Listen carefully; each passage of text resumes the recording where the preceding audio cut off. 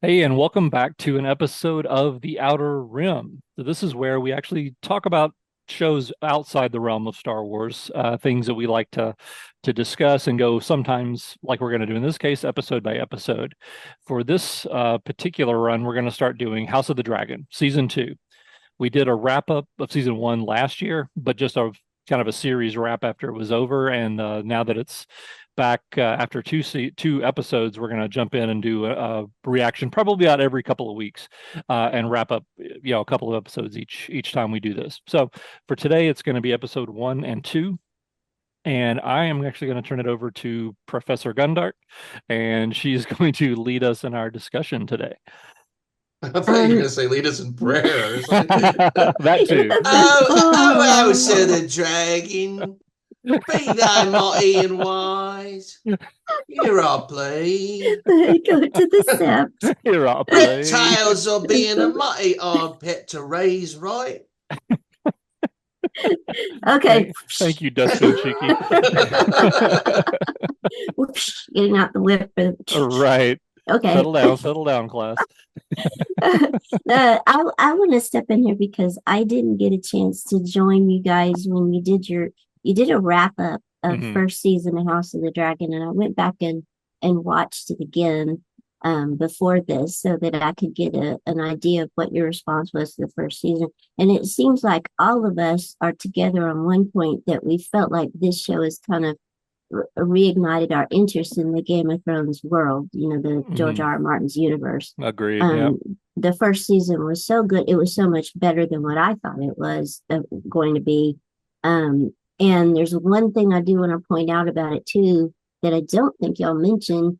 Um, we know it's based on the book Fire and Blood, this series, or at Hmm. least part of that book, which is a history book about House Targaryen, and it covers, I think, about half of their history in Hmm. Westeros. And what's interesting to me is that the book that it's based on is not actually a novel. It's written like a history book. It's supposed to be a maester in Westeros recounting the history of the Targaryens. So you get kind of this overview of events that happen. You don't really get into the minds of the characters. You get reported dialogue, and reported events, but it's not like the Game of Thrones novels where each chapter's shown from the perspective of a particular character and really get in their head, and you're Yeah. really empathizing with them. It's just like, it's more like Silmarillion is compared to Lord of the Rings. Hmm. Right. And I got to give these showrunners credit for fleshing out that book so well, so much better than I thought they'd be able to after the collapse of Game of Thrones, whenever they ran out of novels to Yep. adapt and Martin Yeah. couldn't finish the series in time. And everybody was blaming the showrunners and blaming the writers for not being able to actually write without having some source material. And here they're taking very thin source material and they're expanding on it in very interesting ways, Yeah. and making the characters so much more complex than they were able to be in the source work. So the show to me is just a lot better than I ever expected it would be. And I'm like you guys, I feel like I'm much more reinterested in the whole Game of Thrones world because I loved Game of Thrones. I still love it. I've watched that series like five times maybe, despite the failure of the final season, and it was a failure. Hmm. And I use it in teaching or to teach about television adaptations, and we look at things that happen in the end of the show, and Yeah. controversies about the show. And I still love that show, but it was hard to get excited when you were so let down by the end of that series to get excited for a new series set in the world. It was And so very I, tough. It was very, very difficult. Yeah. I like you, I had very low expectations going into House of the Dragon simply because of the ending of Game of Thrones. It's like, well, they have such thin source material. How is this going to be any good? Yeah, that's yeah, a good point. Yeah. Two yeah, I have. reasons. Two What's No, that? go ahead. reasons. Wigs and wings. Or wings and wigs. That's Instead true. of fire and blood, we have wings and wigs. And and and I these do things like work. I think it benefits. This was something that was occurring to me as I've started to just rewatch the first season of this show again. And we've seen the first two episodes we're going to talk about now, the second season. And one thing that's getting me is that this show is even more family oriented, if that makes any sense. The Game of Thrones had all the different noble families, There was competing too with each many, other, is the but it was problem. huge, Hmm. yeah. Yeah, And Right. yeah. now we're really focused on there's You domestic remember the conflict that fatigue you'd feel when they would introduce explodes. yet another new set of characters, and Yeah, you knew you were Yeah. going to have to spend time with them, and all you wanted to do was go back and see the Starks get their yeah, revenge or whatever, Right. Yeah. yeah. So I think it benefits from having that kind of focus. And I guess I'll start with asking about these first two episodes of the new season. Are they living up to what you felt with the first season? And we're only, I guess it's going to have, is it 8 or 10 episodes? I'm not sure. It's 8. Yeah. Um, First season was 10. This season is 8. okay, and so we've got 2 episodes already. Hmm. How do you feel about it so far compared to the previous season? I like it. I think to me, it's just the perfect continuation. To me, it's pretty seamless, and there's no stark contrast for me so far between season 1 and season 2. I It just saw what you seems did like, there. what's that? Nothing. Oh, Stark okay. contrast. Oh, Thank you very much. but yeah, that's basically all I was going to say. Is just that I feel like there again, that's the biggest thing. There's no big difference between the two seasons so far. It's not like suddenly, oh, we're in a different season and things are different and it seems weird. No, to me, it's just more of the same, and that's a good thing as far as I'm concerned because I really, really enjoyed season 1. So What about you, Guido? I think the biggest benefit for this show is that it is not Game of Thrones, and it is not Jon Snow at the wall or Arya exploring the unknown regions of the sea. We get a rest from those characters. We don't have any expectations, and they're allowed to cast all new characters yeah, brilliantly, by the way. yep, Absolutely Mm-hmm. masterclass in casting on the show. absolutely true. Um, Yep. if you just watch the first season and tell me I'm wrong, now I know there's people can say certain things, but I'm not going to go there. It's like the casting is brilliant, and well, if you have that and you have the commitment, it's almost like they said, we're not going to acknowledge that how Game of Thrones went out. We're going to throw everything we got into this. Mm-hmm. Hmm. Nobody's expecting much, so let's just give them the best we've got. Right. And and they committed to telling a certain story a certain way and seem to have not a worry or care in the world. And that's the way you do it, right? Hmm. So Yeah. and you judge it on its own merits. It's not really associated with Game of Thrones other than it being set in the same world. Hmm. We finally get to see the relationship with the dragons and the whatever the family is, the ancient family that had power before The we knew Westeros. Valarians. Yeah, the Yeah, Valerians. Valerians. Hmm. And so we're getting it's kind of like seeing, Star Wars going back when the Jedi were around and stuff. You got Valerian steel weapons, you got all this stuff. Magic is still alive, I presume, although we haven't seen much of it. They No, don't seem to be no. relying on the superstition of magic very much at all. Um, but when you got dragons, I don't think there's much else that can compete with that. So I will say this new season is for me suffering from the fact that the first season was like fast forwarding like a rock skipping across the Mm-hmm. pond Yeah. every episode, so you didn't get a chance to get bored. And every place they skipped to seemed really interesting. And every Hmm. time they recast, they did it perfectly. So you were Perfectly. on board. You were on Yep. board with like where the characters were at that moment. You wanted to see where this was going. Now we've slowed down, and I feel like the pace is too slow now.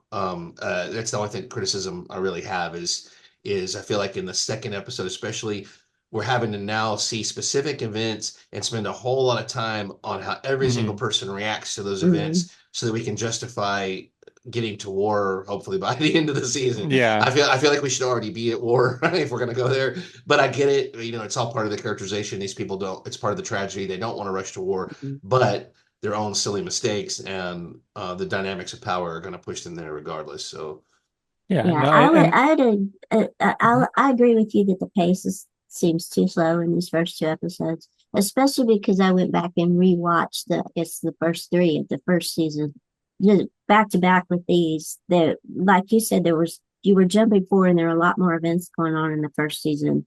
And but this seems like a slow burn. And I'm thinking back on Game of Thrones, where often the season would begin with a few episodes that were a slow burn, and they were mostly conversations that hmm helped a lot of build exposition. Yeah. characters. Yeah.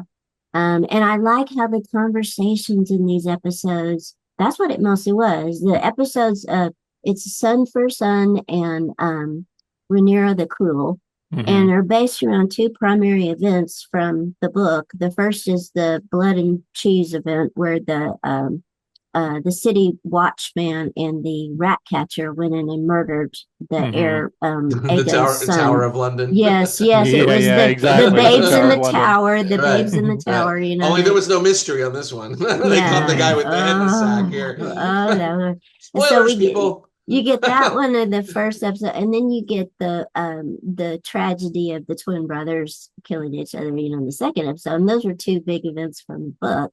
But Hmm. still, it felt like it's focusing more on, like uh Greedo said, reactions of characters, and it is slowing it down some. Although I'm enjoying the conversations and the reactions because I'm getting more about these characters. And one of the things that I really enjoy is that the characters who seem the worst suddenly will become empathetic.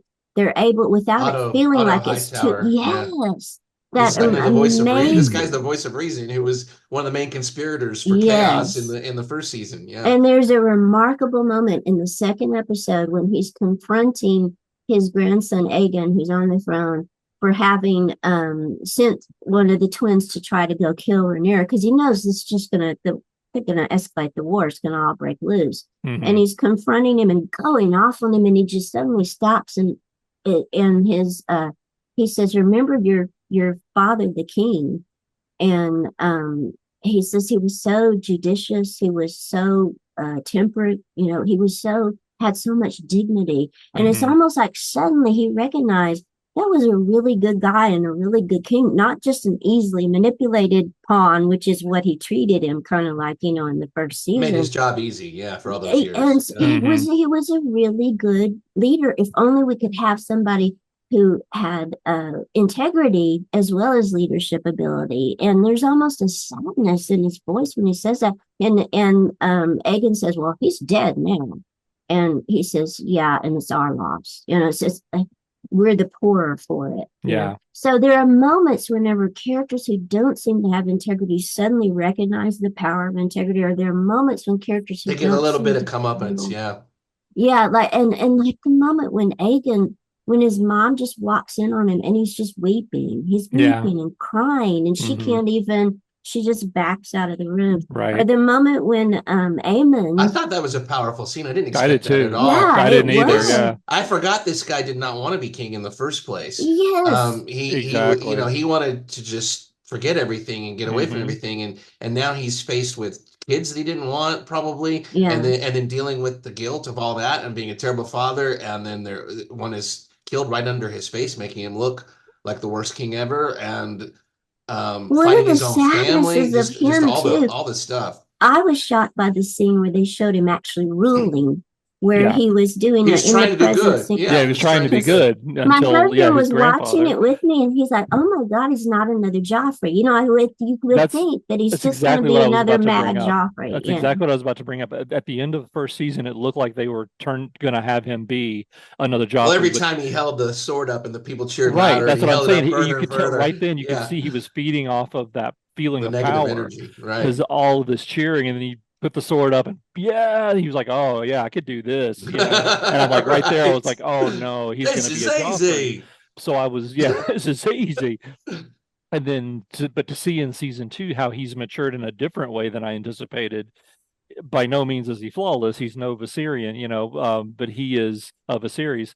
But he is so much different than what I anticipated, and I've enjoyed that. yeah. I felt hints of his father in him then, which Hmm. really didn't expect to see. And Hmm. he's sad. He wants, like, when the man says they're taking our sheep, to feed the dragons. He's like, "Well, give this guy's sheep back." And when Otto Hightower intervenes and says, "You Hmm. can't do that because we told them all they have to pay this tax and sheep, they're all going to come and beg for it." Well, they're like, "Well, this is just one guy. Why can't we give him a sheep?" It just makes sense to him to do a Mhm. compassionate deed, and He's I'm, getting conflicting messages. He doesn't have the wisdom to mhm, discern doing evil for good sake and yeah, doing good for its own sake when it can be done. And so therefore, someone who could be an influence on him for the good, like Otto, comes across as a yeah. hassle. Like this guy won't let me win even when I try to do good. So then you open the door for opportunists like the torturer guy, the Mm-hmm. Richard III guy, Hmm. to come in and manipulate the king and tell him what he wants to hear. Yeah. And also, that's Otto getting his comeuppance because he's set up Mm-hmm. a realm where you don't have morality. You excel by outmaneuvering. Well, if you're outmaneuvered by someone with even less scruples than you, and less Right. boundaries than you, and less responsibility than you, who can just claw their way up underneath you, and all before you know it, the ground underneath you shifts. He's reaping what he sowed. Yeah. Hmm. By he doesn't have that king that's going to exercise restraint no matter who's talking you in his ear. So now Yeah. he's got to deal with competition because it's not as easy to manipulate a puppet when that puppet does have the ultimate power, eventually. Yeah. Hmm. So And that brings up Sir Kristen Cole, who got made hand I in hate this Auto guy. House. That guy is I so cannot stand nasty. him. Oh, Yeah. and what's interesting to me is the way he projects his own guilt onto other people, and Hmm. then it fills Hmm. them with hatred towards them. Like in this case, he was screwing the queen the night the babies were killed, and so he Hmm. feels guilty about it, and so he instantly transforms his guilt, puts it onto the twin. That he tells him, why is your white cloak dirty? When the twin was out there Yeah. serving the realm by serving the leading the funeral procession for the little prince, and he didn't want to. He said the dirt on my cloak is like a symbol of the sadness of what we've done in losing our prince. He says you can't just this is a purity of the white knights of the white guard or whatever they're called, and he makes him get ready to go clean it. And then he just tells him, more than that, you're going to go on a suicide mission and you are a twin brother. And how do I know that you are not a traitor because your twin brother was a traitor? So you Right. go and kill Rhaenyra. And notice how Rhaenyra is still like this target for him because she's the person who refused him and soiled his honor. When he soiled his honor with her, he projects that guilt onto her, Hmm. that it's her Yeah. fault It's that her his Hmm. fault that honor it is happened. Yep. soiled. Yeah, and when Right. she Right. wouldn't marry him to allow him to recover his honor in his own sight, Hmm. A then whole she's lot of this just a show whore. from the beginning has come down to male versus female. And Yeah, but what's interesting to me beyond that is that the males are so vulnerable in this show over and over again. They're shown with they're so complex. It's not just male bash, it's not just women versus men and the no, it's women come out about on male top. energy and female energy. It's Yeah, about more than just like you said, it's complicated. So yeah. it's not, you don't perceive it as like male bashing, but it is about it's about power. Like It is a patriarchal it's culture. I mean, it's a yeah. culture that's Sure. built on a hierarchy, and that hierarchy is created by patriarchy. And So there's it's there's a there's male dominated danger culture. there's Hmm. danger to holding that power Yeah, and to using it and to manipulating it because you're not pure. No matter how many oaths you've said or whatever, you're still a human being. And so anyway, but I think that guy's just a sociopath. The blank he stare is. he gives Yeah. Yeah. everyone Hmm. creeps me out. He's got stuff wrong with him on a fundamental level. So yeah. Yeah, and now he's hand to the king, and he tried to order the death of Rhaenyra. I guess we ought to backtrack and talk about the killing of the babies first, and then we can go to the twins killing each other. The first episode ended with the event that is going to escalate the war. We had at the end of season one, Luke, the son, Viserys, the son of Rhaenyra, the young prince was killed on his little dragon by Hmm. by the huge dragon Vagar. And I his guess, little dog too. yeah, his little dog, and killed by Aemon, really kind of by accident. Aemon As an was just, accident. Yeah. It was yeah, more of the dragons going at Like it. I said, it's yeah, The about dragon wanted power, revenge, and the and you're hmm, trying to use power that's too yeah. big for you. It ends up yeah, using you, and that's what happened in that situation. He's trying to Right. pull the dragon back, and the dragon's Yeah. like, hmm. "You know how old I am? I'm not taking any crap Yeah. from this young dragon. Sure. And I'm both of them irritated." lost control of their dragons because the little Right. Yeah, dragon's like, I'm going to do this, yeah, and yeah. The the little little dragon dragon trying to, hit the first Hmm. blow. yeah, yeah. So Yep. that kind It's of, symbolic of them losing their grip on the power yeah. Right. Yeah, it and is. It prestige that is. gives them their power in the first place. Yeah. Yeah, Hmm. so we ended with that event. That causes Rhaenyra to almost lose it, although she doesn't order going to war. Everyone around her is wanting them to go to war. Both she and Alicent seem to have the idea. I think both of them have mentioned that, like the dragons are the ultimate weapon. You have a weapon of mass destruction.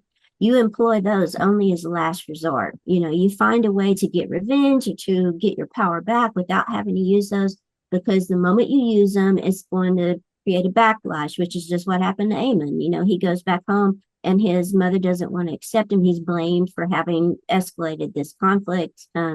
Even though he's riding the most powerful dragon in the world, the oldest dragon in the world, he still feels disempowered.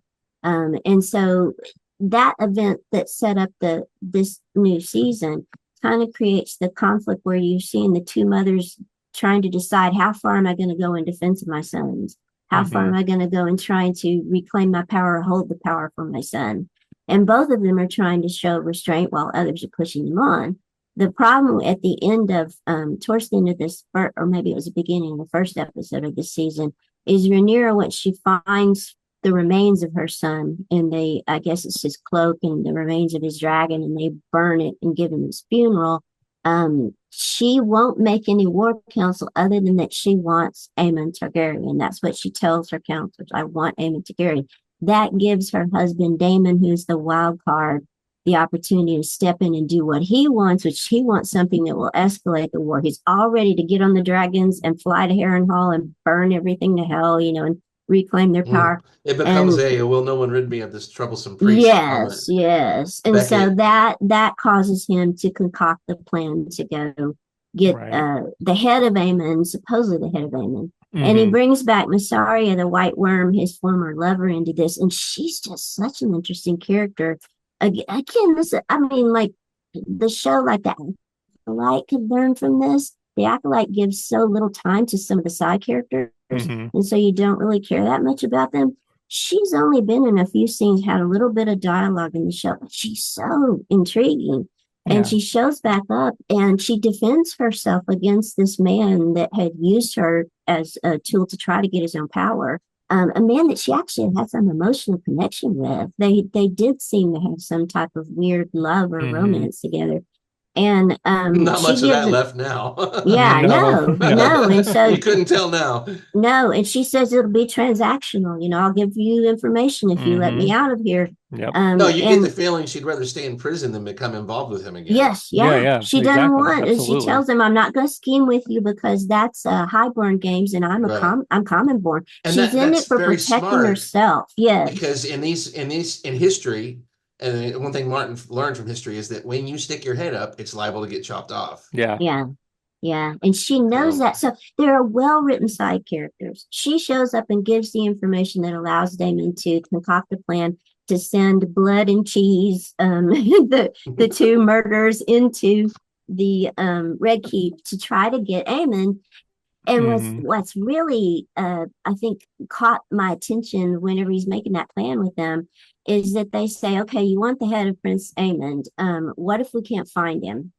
And we get a close-up of Daemon, it cuts away. So we don't know what he said next. What did he tell them? Then kill the baby. And then he's like, he swears to Rhaenyra later that he didn't order the decapitation of a child, but you just don't know. But this guy wants war. This guy wants war just like everybody else does. He does. He's been a warmonger from day one on the show. He does. And then they have that incredible conversation where she says, I can't trust you anymore. And he says, well, my brother hated me, was afraid of me because I was the stronger man. This is something I actually lost, was this power. She says, you only think you lost something. And so no, it's something I actually lost because I should have had the throne.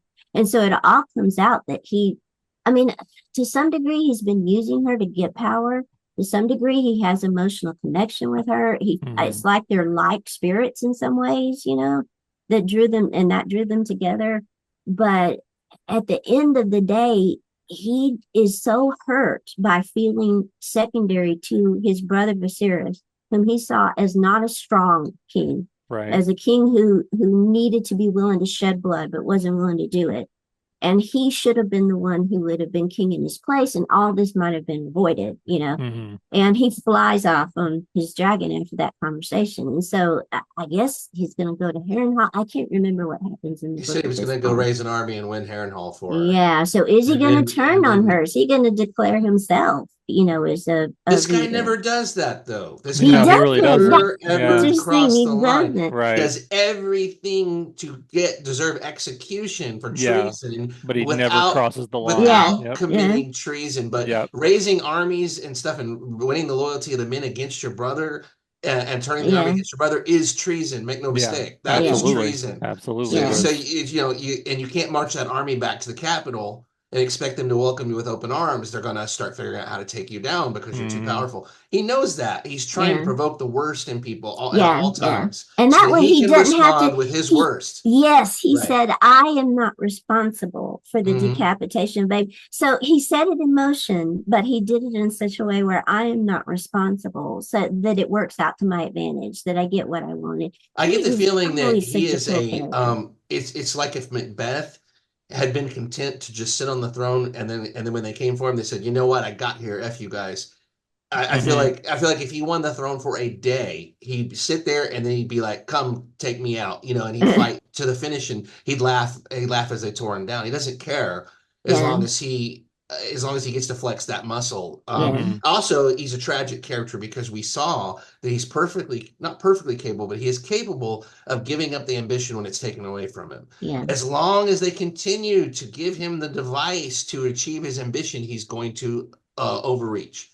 Hmm. When you take away the device of his ambition, he will turn his attention to something more wholesome, or I don't know if it's wholesome or what, but he'll turn his attention elsewhere and he would be relatively harmless. But as soon as you pull him in and say, I need you because of your talents and your viciousness and your dragon, and you give him the opening, he can't help but overreach. As soon as he yeah, sees that in front of him, he's going to reach for it.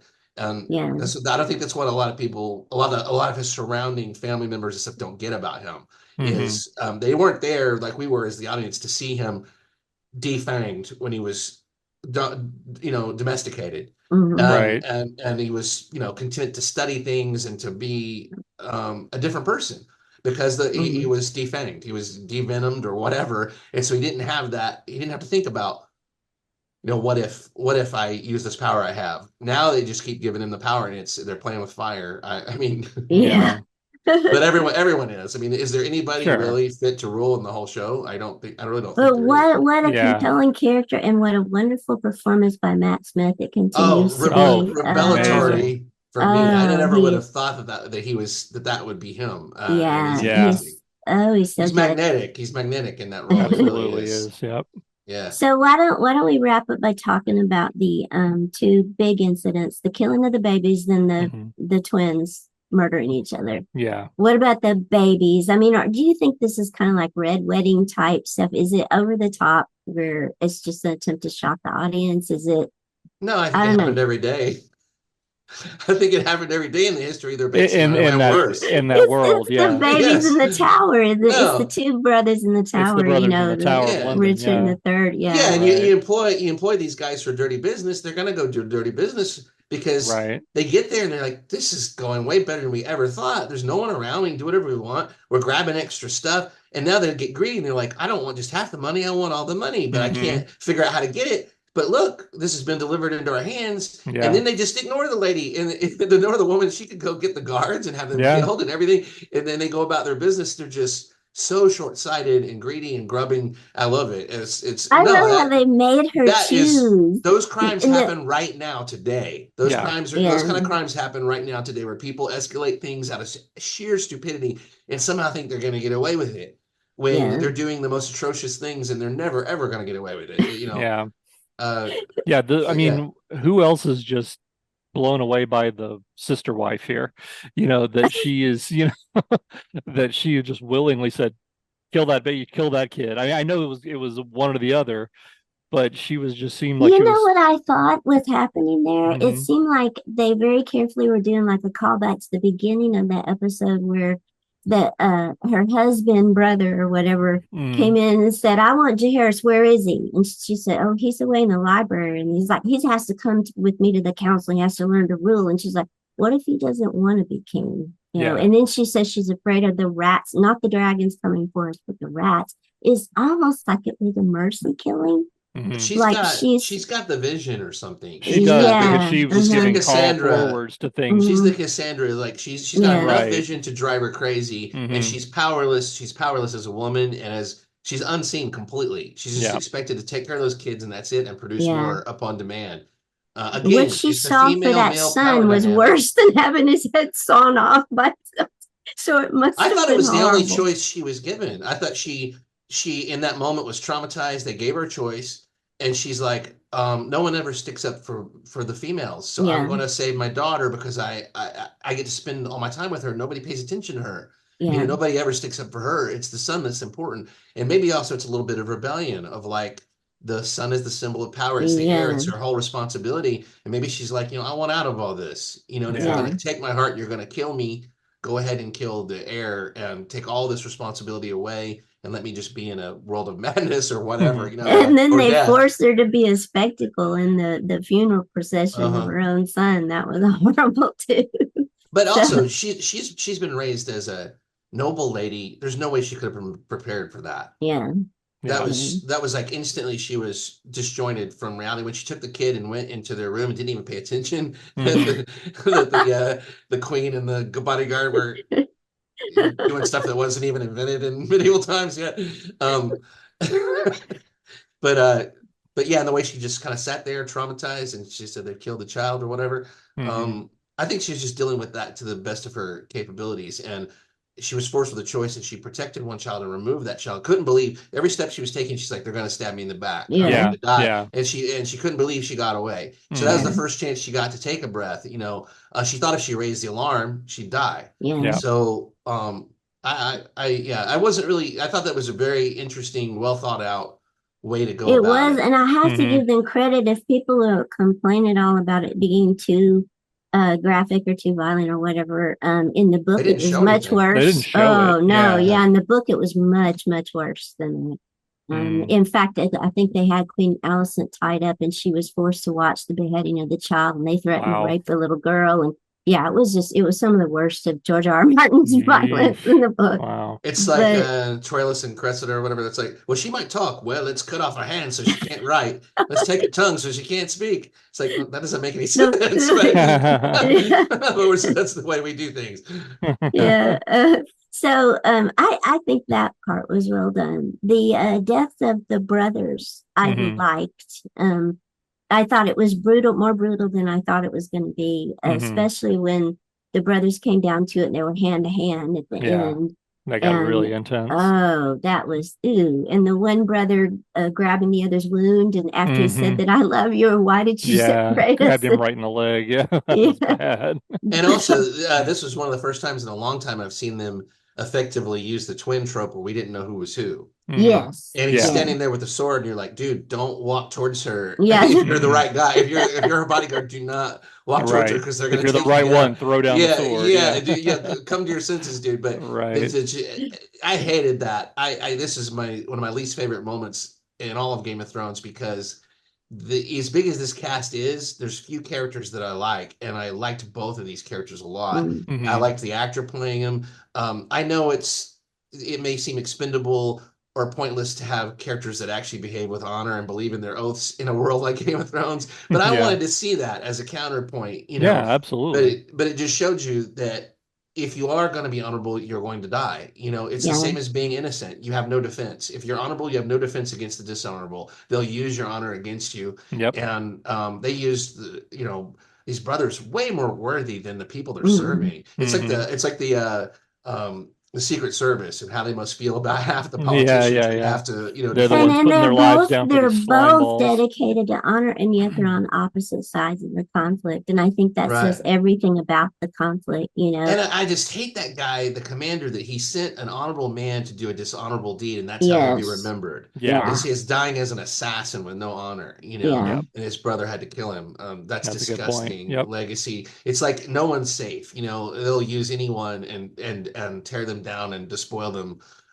Some of these characters, it comes down to that whole selfishness The dynamic. way that episode plays in the book is kind of like an epic mythic episode, of two brothers being Yeah, torn apart and then Yeah. forced back together and destroying themselves and destroying each other.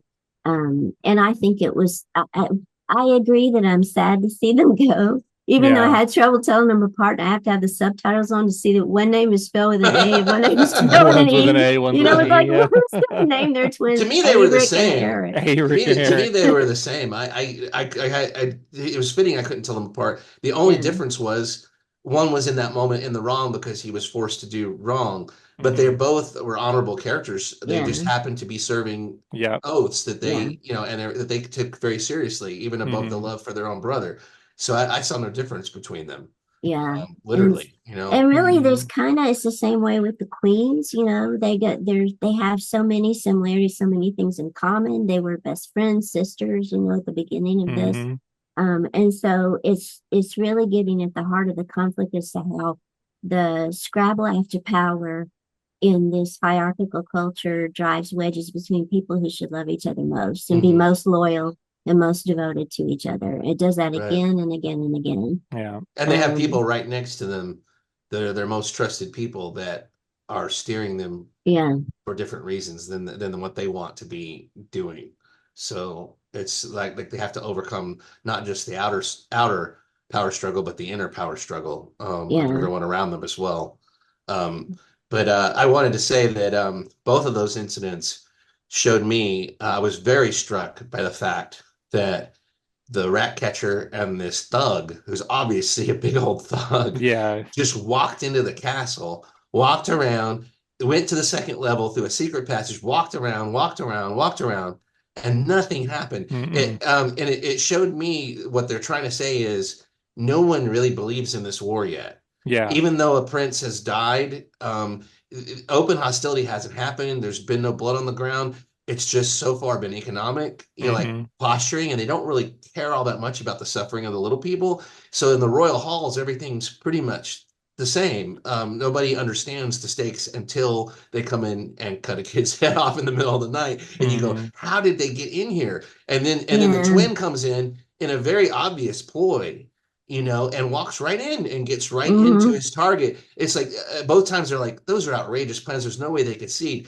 But then Amon, is it Amon, the guy with the eye patch? Is that his name? Yes. yeah, Amen. Hmm. He knew because he went Yeah. back and he looked at where he was sitting and drinking and playing at his things. And he thought, if I hadn't gone to bed, I would have been sitting right there when they come yeah, right through that yeah, opening. Hmm. And yeah, so he saw how close he came to being the victim. I mean, he may Yeah. have been able to defend himself, but I don't know. He would have been so surprised.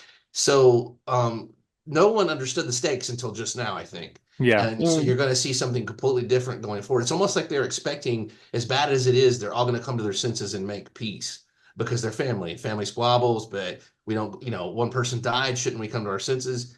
But Hmm. now it's like, yeah, we got people coming This in is a to our step too inner far now. sanctum Yep.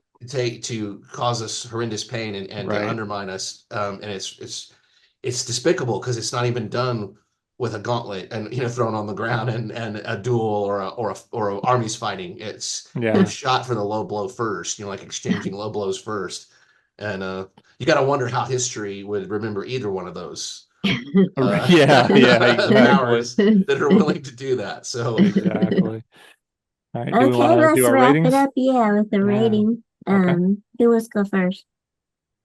I'll go Do we want first. to rate them together? Yeah. Rate the I'll say episodes just together? rate them together as two episodes as one.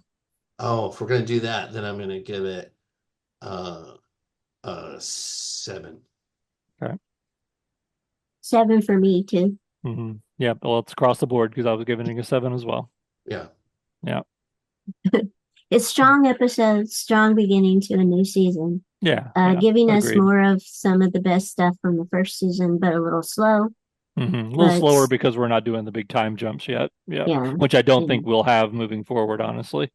Because yeah, right now we've got the same characters. We're just going to be dealing with what they're dealing with on a daily basis. Whereas last season they were trying to set up the whole thing, and we literally would have 5 and 6 year time jumps between episodes. Yeah, we'd have the yeah, main Sometimes. characters changing Yeah, actors, yeah, yeah, you know. exactly. They'd get that Yeah. far. yeah, Yeah, So because Viserys was king for I think what 39 years or something like that, 39, yeah, 40 years, and we saw his entire reign, in basically 9 episodes last year. So yeah, a lot of and lot and of time I jump. never understand and it goes for history that Martin's basing this on too.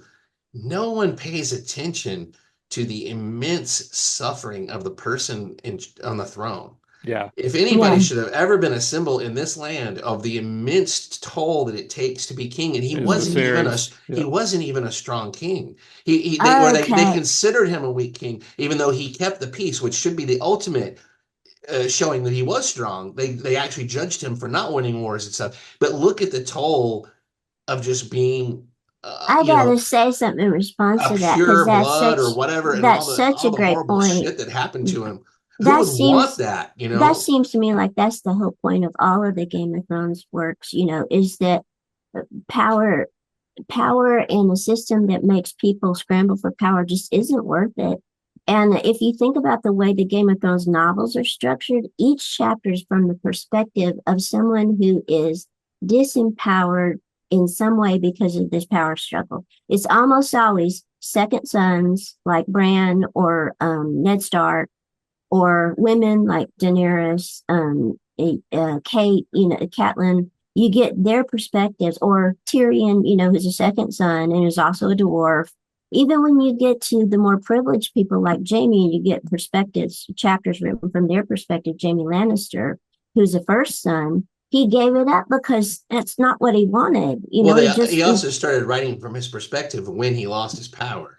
yeah. So When he started it's encountering failure in his life is when he started Well, I writing from mean, his Ned Stark perspective. got to be Lord of Winterfell. He was a second-born son, but he got to be Lord of Winterfell. And look where it got him. Yeah. And Viserys wasn't even the one who probably should have inherited the throne. It should have gone, if you're going according to birth rather than gender, it should have gone Well, to the whole throne itself is a Rhaenys symbol or of whatever her all name was. this. It's forged from swords, and who wants to sit on Yeah, an uncomfortable chair of weapons? They said you haven't really ruled until the chair draws blood from you. Hmm. So who wants that? even the That best people get screwed over by it, and in the worst people, you feel sad for because they get screwed over yeah. by it too. It's It just goes like, back to the people who, let's find the person who doesn't want it and give it to them. yeah, Right. but then they get screwed over, and you're sad for Right, them. right. Like, And they become a target because power, it will cut you. It's like holding a unsheathed sword by the blade. It will cut you both ways, you yeah. know? Exactly. Yeah. Well, All right. looking forward to the rest Yeah, of this season. definitely. Me too. I can't More wait. dragons. Yay! Yes, more dragons. Keeping on with episodes of Outer Rim. Yes, Not more exactly. houses, more dragons. Not more houses. Yeah, we've got enough houses right now. Burning down the house. So we needed a theme song for the next couple Yes, episodes. exactly. I want to see Damon and go head to head with the Sir, whatever his nuts is, Sir Holier than Kristen Thou. Cole. Yeah, Kristen Cole. I Yeah, want to see those guys fight for real. Oh yeah, that would be good. Yeah, because they did fight in the melee at the beginning, right? Or the tournament at because the first they've been season. setting up Aemon and Damon, and that's not a contest at all. I don't feel like No, right now. no. Damon would just wipe the floor with him, and I don't even think he wants to fight him. I think Aemon's creating a rivalry there that doesn't exist. I don't think Damon even spares a thought for him. Yeah. It doesn't see him as a worthy rival at all. So Yeah, even though he's got the dragon is the only thing he thinks about in his calculations, because right. it's the I biggest mean, Sir dragon. Kristen for me, he is the character of Richard Alpert, if you remember from Lost, the guy with almost the natural eyeliner. Yeah, he had the really dark Oh eyeliner. yeah, Because yeah. he literally was like, 50 years. He looked exactly the same as he did 50 years ago. It's Right. like all these people around Sir Kristen are aging and aging and aging, and Yeah, he's still like 29 years old. right. It's like doesn't look a day older. I What's think that's really confusing interesting. too is didn't they have a character that he sort of took over for, the one that got killed for being having an affair first, Yeah. that got murdered? So I think of Hmm. them as the same person, even though they aren't. Right. Right. Yeah. Didn't that guy get burned at his castle, Yeah, the is it Harrenhal or something? Yes. Strong? Well, What is it? he was Harwin actually Strong? after, but yeah. Yeah. Yeah.